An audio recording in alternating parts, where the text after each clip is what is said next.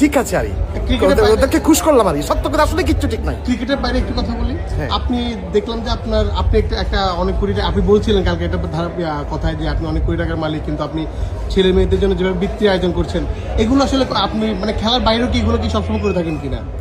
আমি একজন social worker, এটাই হলো আমার সবচেয়ে বড় আইডেন্টিটি। আর সোশ্যাল ওয়ার্ক আমি পুরো ওয়ার্ল্ড ওয়াইড কাজ করি, শিশুদের নিয়ে কাজ করি, পাকিস্তানের মানুষদের জন্য কাজ করতেছি, এটা সবাই জানে মোটামুটি।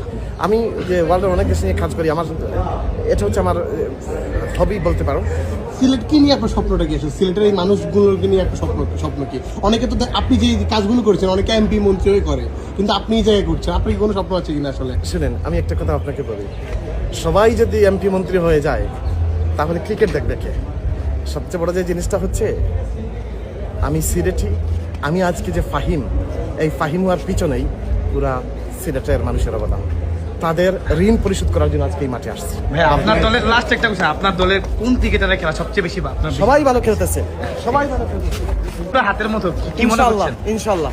আজকে যদি জিতেন কোনো মানে পুরস্কার আছে কিনা, বা আপনার তো অনেক মন অনেক আজকে বড়, যদি জিতি মানে জিতবেন অনেক কনফিডেন্স, ইনশাআল্লাহ। মানে কোনো পুরস্কার আছে কিনা?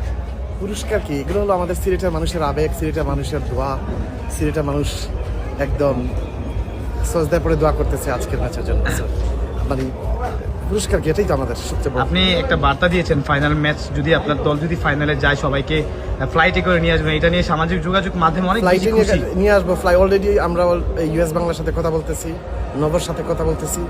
ইনশাআল্লাহ যদি প্রয়োজন হয় ফ্লাইট বুকিং করবো। এরপরে হচ্ছে আমরা অন্যান্য যে বাস সার্ভিস আছে, সেই বাস সার্ভিস আমরা পুরো সিলেট পাশে দিব ইনশাআল্লাহ। ফাইনালে কোনো চমক আছে কিনা, কোনো বিদেশি প্লেয়ার কিংবা?